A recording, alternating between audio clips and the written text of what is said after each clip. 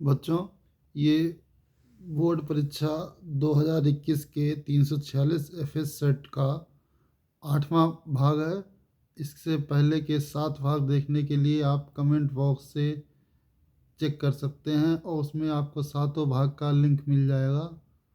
और अगर आपको वीडियो क्वालिटी में कोई दिक्कत आए तो यूट्यूब की सेटिंग को चेक करके वीडियो क्वालिटी सही कर सकते हैं। आइए देखते हैं कि आगे के प्रश्नों का उत्तर क्या होगा। तो आगे इसके पिछले भागों में हम प्रश्न नंबर 7 तक हल कर चुके थे। प्रश्न नंबर 7 है हमारा पीएन डायोड वाला, जो हम आपको पिछले वीडियो में बता चुके हैं। ठीक है, इसी प्रश्न 7 में एक ऑप्शनल प्रश्न है। इस प्रश्न में न्यूमेरिकल दिया गया है। ये न्यूमेरिकल कह रहा है कि एक कुंडली 220 वोल्ट 50 हर्ट्ज वाले प्रत्यावर्ती धारा स्रोत से 2 एम्पियर धारा तथा 200 वाट शक्ति लेती है। कुंडली का प्रतिरोध तथा प्रेरकत्व ज्ञात कीजिए। इस टाइप के न्यूमेरिकल एग्ज़ाम में बहुत पूछे जाते हैं, इसलिए आप जो है इन्हें अवश्य तैयार कर लें। और ये मोस्ट इम्पॉर्टेंट न्यूमेरिकल होते हैं। एक दो न्यूमेरिकल इस आधार से आ जरूर जाते हैं, इसलिए आपकी बुक में जो भी न्यूमेरिकल इस टाइप के हों उन्हें हल करें। आइए हम इसका आंसर आपको बताते हैं। तो इसके आंसर के लिए सबसे पहले आपको मालूम होना चाहिए कि ये जो हमें इस प्रश्न में दे रखा है, तो सबसे पहले हम लिखेंगे कि ये प्रश्न है हमारा 7, अथवा जो अथवा वाला है वो है। और इस प्रश्न में दिया है, सबसे पहले लिखेंगे दिया है। तो क्या दिया है, पहले तो हमें दे रखा है कि कुंडली 220 वोल्ट पर, यानी कि जो कुंडली है वो कितने वोल्ट पे काम करती है, 220 वोल्ट 50 हर्ट्ज पर। ठीक है, तो हमारा वोल्टेज हो जाएगा 220 वोल्ट और फ्रिक्वेंसी हो जाएगा एफ बराबर 50 हर्ट्ज। ठीक है, 220 वोल्ट 50 हर्ट्ज पर जो जो कुंडली है वो आप देख सकते हैं कि वो 2 एम्पियर धारा लेती है और 200 वाट शक्ति लेती है। तो धारा कितनी लेती है, ये हमारी है 2 एम्पियर। ठीक है, और शक्ति कितनी है, शक्ति जो है बता रहा है कि 200 वाट, इतनी शक्ति। ये इतनी सारी हमें चीज़ें दे रखी हैं। हमसे कह रहा है कि प्रतिरोध ज्ञात कीजिए और साथ ही साथ कुंडली का प्रेरकत्व ज्ञात कीजिए। तो आइए देखते हैं कैसे ज्ञात करेंगे। तो सबसे पहले आपको मालूम है कि शक्ति P बराबर होता है B इंटू आई। ठीक है बच्चों, और एक फार्मूला होता है B is equal to I R. तो अगर हम यहाँ से B का मान निकालेंगे तो ये हो जाएगा I बटे आर। तो ये हम जब यहाँ पे मान रखेंगे तो हमारा P बराबर हो जाएगा I बटे आर गुणे आई। तो ये हो जाएगा P बराबर आई स्क्वायर बटे आर। आर को हम इधर ले आएंगे तो आर बराबर हो जाएगा आई स्क्वायर बटे P। तो आई का मान इसमें आपको दे रखा है। आई का मान है, यहाँ पे बच्चों थोड़ा सा मिस्टेक हो गया है।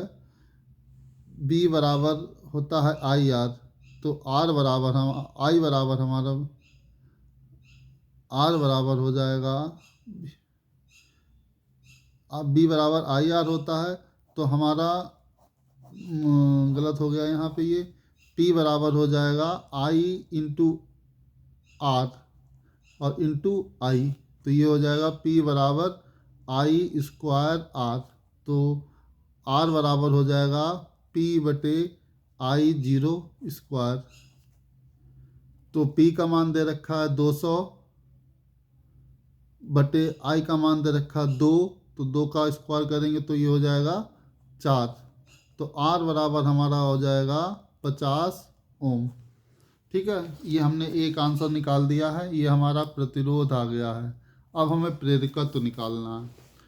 प्रेरकत्व निकालने के लिए पहले हम क्या करते हैं, हम प्रतिबाधा निकालते हैं। तो आप लोग को मालूम है कि प्रतिबाधा जेड बराबर होता है BRMS बटे IRMS। ठीक है बच्चों। तो BRMS मतलब वोल्टेज, तो वोल्टेज हमारे पास है 220 वोल्ट और धारा कितनी आ रही है 2 एम्पियर। तो ये हमारा जेड बराबर हो जाता है 110 ओम। तो ये हमारा प्रतिबाधा आ जाता है। अब आपको मालूम है कि एक फार्मूला होता है प्रतिबाधा जेड बराबर √R² प्लस XL का होल स्क्वायर। तो अगर हम यहाँ पर इसमें R का मान रखें या जेड स्क्वायर निकालें तो जेड स्क्वायर बराबर हो जाएगा R² प्लस XL स्क्वायर। ठीक है। तो यहाँ पे XL स्क्वायर बराबर हो जाएगा Z square minus R²। Z का मान अभी अभी हमने ऊपर निकाला था, आपके सामने लिखा है 110 ओम। तो ये 110 ओम का स्क्वायर हो जाएगा माइनस R का मान था 50 जो हमने निकाला था। तो ये हमारा हो जाएगा जाके आंसर ये हो जाएगा 121.00 माइनस 2500। इसे जब हम हल करेंगे तो ये हमारा जो XL है वो आ जाएगा 97.979 ओम। ठीक है बच्चों।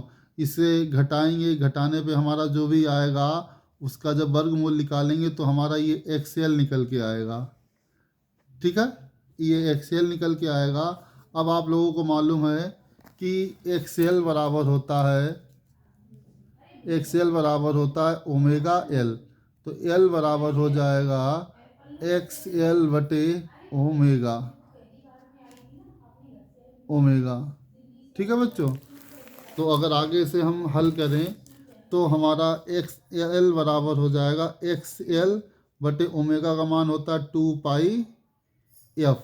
तो XL का मान हम निकाल चुके थे 97.979 बटे 2π का मान होता है 3.14 गुणे फ्रिक्वेंसी दे रखी है 50।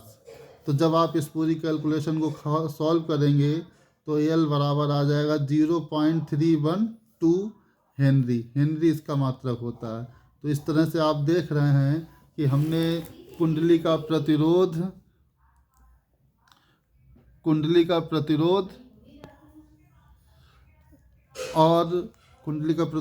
R और प्रेरकत्व L दोनों ज्ञात कर लिए हैं। यही हमें ज्ञात करना था। आइए अब इसमें देखते हैं अगला प्रश्न कौन था। अगला प्रश्न कौन सा था तो आप देख रहे हैं कि इसमें अगला प्रश्न है सौर सेल की रचना एवं कार्यविधि समझाइए। तो ये तो स्टार लगा है, इसका मतलब ये अब हमारे पाठ्यक्रम में नहीं है। अब इसके बाद एक न्यूमेरिकल और है जो इसी के साथ अथवा में दे रखा है। कह रहा है